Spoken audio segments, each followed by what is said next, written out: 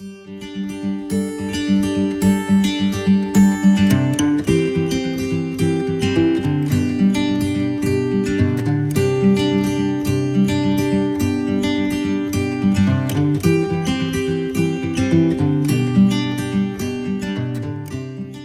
Assalamu alaikum. Uh, so I'm thankful to be here on this forum of AMP, and of course the time is very limited. So let's say I've been given 5 minutes, I would take maybe 5 to 10 minutes. And definitely it is not enough to talk about zakat, where sometimes zakat requires 3 days of conferences, right?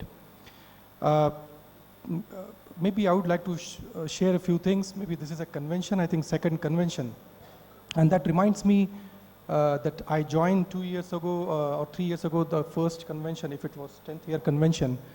I landed in India and somehow I heard about AMP, and I thought, why not just go and see this convention, what it is. And of course, that was my triggering moment of joining AMP, and also help achieving their cause, their objectives and vision.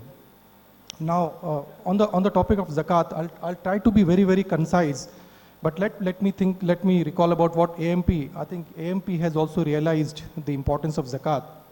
And they have been striving for last, I think, 7 years to consolidate zakat for higher education, for the higher studies, higher education scholarship fund, to help orphans getting the basic educations, as well as the uneducated and of course the poor, to get assistance for employment, via skill development and all this.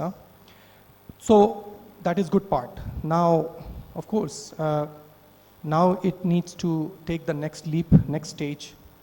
I'm the last in this whole chain, and what we have seen, I think we have seen a lot about the motivation, objectives of zakat, right? Who are eligible for zakat? I think all of our professionals, we can do research for half an hour and we'll get to know 8 sections of the society who are eligible for zakat. And of course, the element collection and distribution. So what I see, these are nothing but the basics of zakat. And in India, we have achieved it so far, whether it is individual NGOs, individual organizations. What this forum required to discuss is the advanced stages. Now, what are the advanced stages of zakat? We can easily see that Malaysia, Indonesia, they have set up some case studies. Not case studies, they have set up some examples of really how the zakat is working as an institution. So the first element in India, what we require is a institution of a zakat. Okay, I'm talking about institution of a zakat, which is really of a great size. Regulation of zakat, how can it be more transparent? How can it be more accountability? How can that organization have accountability of the zakat? Third element on the advancement of zakat is implication. What is the impact it is carrying? How do we measure that impact? And we do not we do not have to wait this convention or the forum which happen in 1 or 5 year or 3 year to talk about what is the impact being made. The impact has to be measured in this today's fluctuating situation, I would say every quarter, every month. We need to see what impact it is making. So obviously this is the advanced part of zakat. We have to look at the zakat distribution. How is that happening? And of course, the inclusion of technology, which may help us really replace the building block of how the zakat is being run today. So, how would I look like? Maybe in the remaining minutes, what do I want to convey the message here? I think we have all the basics, and all these professionals, I'm sure many of us know these advanced topics which needs to be done. So what is the call of action? The call of action is, we need to look at the zakat. One element of a very basic core is which is a distribution, collection, verification. All these small building blocks are easily changeable through the technology. We have digital payment. Fintech is a long topic to talk about, but I'm just throwing the points. And please take those points to ponder for later do your study on it. Maybe we can have a follow-up session, because I'm sure this requires this requires enough time to really brainstorm and really think about. So fintech, which can enable a lot of things to replace in the core activities, right? Payments, how you enable the mobile payment, so to be able to help the donor donate directly. Someone donating from abroad can directly donate to the cause. In the fintech space, a lot of disruptions have happened, and they have even shaken the existing financial institution, and due to which many people have adopted new technologies to change the way that they do business. So same thing has to be adopted in the zakat. Now this is a core element I'm talking about. On top of it, what you need is the zakat is a controlling and monitoring system. Now I would just add to that topic. We said about new models. Well, I would not say there's a new model, but we need to just see the success stories of countries who have done the zakat management system in a better way.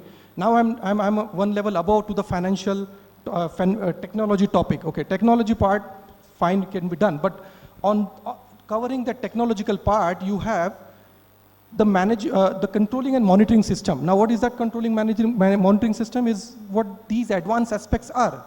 Mainly accountability and transparency, reporting, how can people see the impact, the council, the Sharia advisory, how can it be more implied automatically that you do not have a manual intervention here, but a rule book is there, and that rule book is following that. So this all part this comes into monitoring and controlling system, and that actually helps to build it as an organization. You may make a good software, but if you unless have a controlling and monitoring system on top of it as an umbrella, it will not save it, it will not protect it to grow like an organization. I will also touch base quickly on these examples of what kind of concepts we have. So there are numerous material available as the research on zakat and finance. We don't need to spend half an hour or 2 hours here. Maybe we take away from this session, and individually we learn about what are actually different countries which are following. There are different conceptual approach of zakat, overall zakat management. Centralized, where government is charging on top of salary or a mandatory amount from their earnings. Decentralized approach, where of course, in centralized, obviously you have a concentrated group of leaders who are actually controlling everything. You have decentralized approach where still you have authorities who are dispersed everywhere, and then still are doing the same thing. So then you have a coordinated system. India, I think, especially more follows that approach. So there are 10 such approach one has to look at. So this comes as a approach. Now, when we look at the fintech, how there are 3-4 models which I would like to really throw upon as a keyword for all of you to look at. Obviously, crowdfunding we have seen. There are plenty of examples. Peer-to-peer, where one donor can fulfill the wish of one seeker. Crowdfunding can help, in fact, more of a capital investment, social capital investment, bigger projects which could be crowdfunded. Peer-to-peer can help small tickets. Donation-based crowdfunding. Difference between crowdfunding and donation crowdfunding will be on a charity basis. No returns are expected. Crowdfunding could be where you can expect some returns, in the sense Qarz-e Hasana. You may see there are plenty of, in India, examples who have set up this. What is a call of action for this forum? I urge that now we maybe do a takeaway for all these things to research, but let's take a call here, an action of plan. What I see is we have all materials available. We need a good, strong team who is willing to support this cause. I myself have worked in global banks. For many, many years, I've delivered so many projects. So I am as a program manager. I only want, what is expected from me is a good result and outcome. Now, as a program manager or project manager requires 3 things: time, money, and resource. This is what I play within, and I make sure I get the best use of it. I think AMP has got all these 3 things. AMP, out of these 3 things, I think human capital is the best in every company depends upon, right? All large organizations built upon people, which AMP has a good benefit of. We have so many resources, so many associates who are well equipped with the knowledge, experience, passion, and willingness to actually support. So we need two things. One, we need an pre-inception part. In pre-inception part, let us study what are the conceptual approach available. Look at India's geographical limitation, cultural limitation, because you cannot adopt something which is centralized running in Saudi Arabia or other places because we do not have a government-based centralized system. Likewise, we need to research all these conceptual approach, take the help of experts, many of experts and one of our honorable expert here, review with many people across and then find one approach. This is a part of pre-inception that we need to do. And once it is decided, then you choose what model you want to implement for that approach. There are plenty of models available. Like I said, crowdfunding, peer-to-peer, these are very small. And maybe I'll give you a real example. Like look at, there are two things. Yeah, okay, sure. Sorry, I think we have to cut down. Two things I would like to add. You may see that you have three elements: donor, seeker, and the NGOs. These are three challenges, or let's say, these are three key business entities that we need to cater in any of the requirement that we will implement in the system. Lot of peer-to-peer systems are there. Buyer, seller, consider donor and seeker. Look at the Amazon example. Amazon did not develop a business that they did not create their own merchandise. Rather, they onboarded the merchandise. And the customer can buy from the merchandise. I think, to my personal view, we need to look towards that situation because there are so many NGOs like we have seen in the list, but you cannot sideline them and just start interacting with the donors.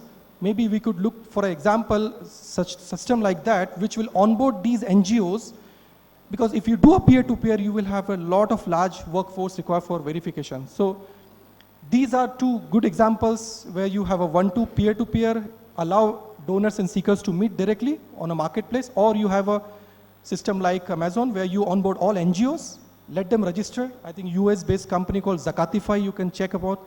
It does the same thing. They have registered one of the top, let's say one of the selected NGOs into their list, and people can select the cause and select the list. So I hope that with this call, I would be happy that one of you who are willing to maybe join us for this pre-inception part, maybe we should take for 2 or 3 months to do research and come up with a full model before we actually want to implement it. And please give your names to the AMP, and I'll be happy that we make a small team as soon as possible and start work on it. And inshallah achieve the next objective. Thank you.